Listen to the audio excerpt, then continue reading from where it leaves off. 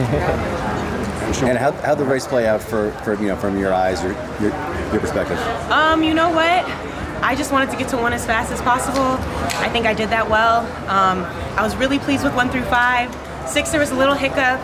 And then I just told myself to compete 7 through the rest of the way home and be a 100-meter hurdler and be fast. So I knew it was going to be a fast race. I knew there would be PBs all around, season bests all around, and I just wanted to put myself in there. So it was exciting. I was super nervous, but we got it done. I mean, entering the competition, your best was only 53 low, and now it's like, I mean, I know. No, I'm teasing. But I mean, you dominated it. You decimated it, right? I mean, what did it take to be able to come here to do that and make the team? You know what? I mean, it just really took a full year, a full season of training really hard.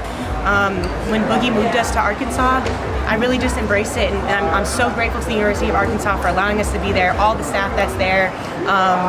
We just kind of went in there and we all put our heads down. We worked really hard. It was a new environment. They welcomed us, and every day has been a challenge.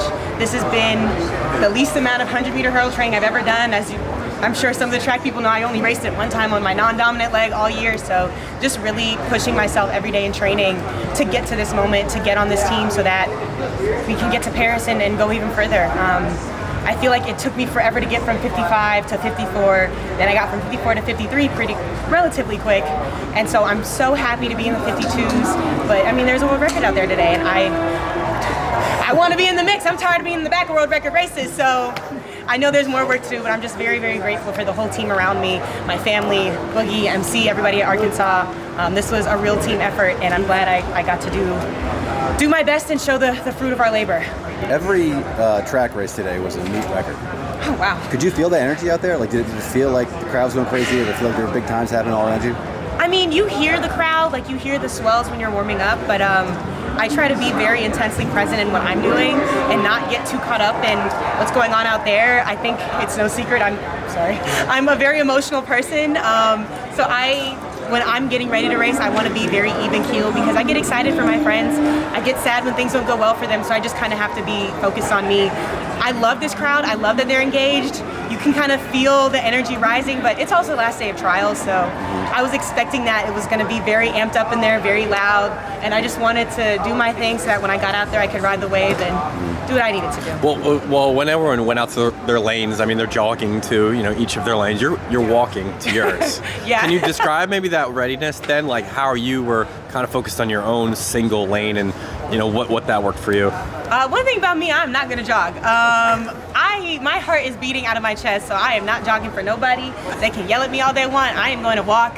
I just want to channel the energy going forward, and I don't know. I don't like to feel rushed. I knew I wasn't like the last one that was going to be introed, so I just wanted to take my time and do it how I wanted to do it. I think when I look back on that race in Tokyo, I was very much like deer in headlights and kind of all over the place, and so I think it's a real sign of maturity that now I just be like, all right, I'm here. And you gave a little appreciation to Dalilah Muhammad after the race. Yeah. Can you talk a little bit about that and why? Sorry, I'm about to get emotional.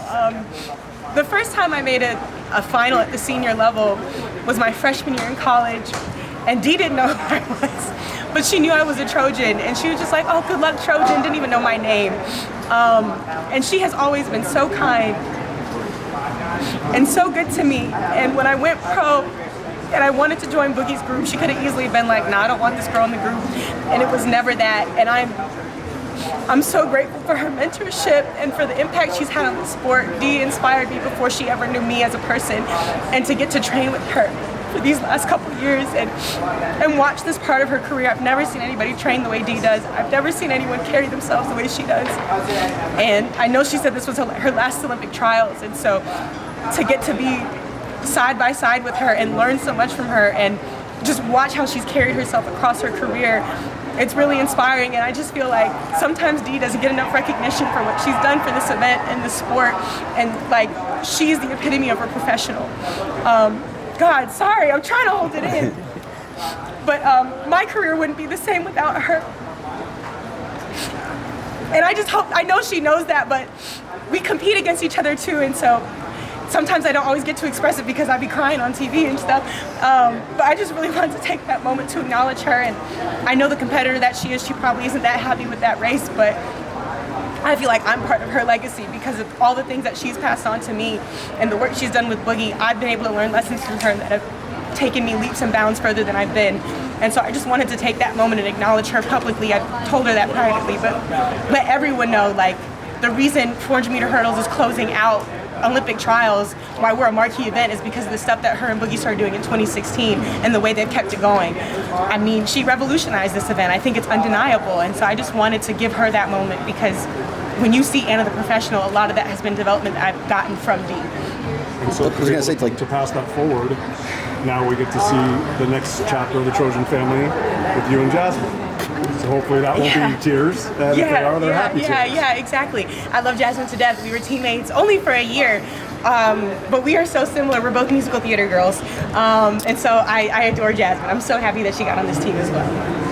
You're one of the very best in the world at this event, and so you're going to be like, so your perspective is like really meaningful in terms of like explaining maybe like what sets like Sydney apart. I mean, those times for lay people like us, it's like that's amazing. But like, what is it? Whether it's her technique or like, what are the skills that sort of make her stand out and make her able to sort of like push those times into like really crazy places? I mean, I think she's very fast. Like, there's no denying that. She ran some really solid 200s this year. She's really fast and she's really strong. Like, it's hard to put it any other way. She's great at holding her speed. I think when I look at where I need to be better at competing with her is on the turn. I think she executes hurdles 7 through 8, hurdles 6 through 8 exceptionally well, and then has a strong finish. I think she's a great technician. So I know what I need to work on. We'll put it that way. Going back to